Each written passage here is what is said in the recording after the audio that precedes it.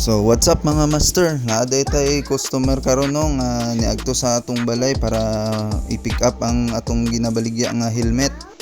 Ang ORZ full face off-road helmet nga astang pugia, astang gaana ug pinakanindot sa tanan mga master.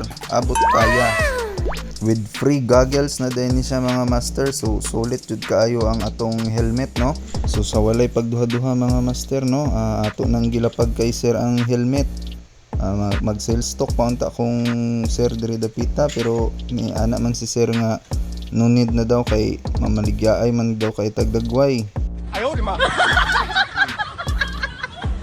Pero joke ra mga master, nag-PM namin ni sir no, kay nag-PM na siya sa ako sa gusto niya nga color ug sa nagkasinabot na pud mis presyo.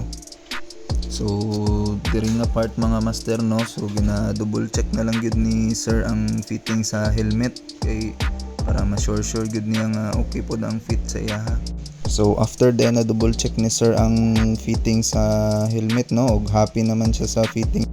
So para ma-happy sa daw ko, so bayra na daw ni sir ang helmet no. So dandil na mi diri ni sir sa helmet.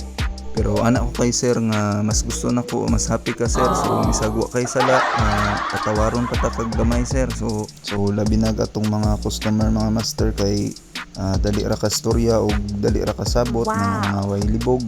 So muhatag gyud tag discount na sa ila ha.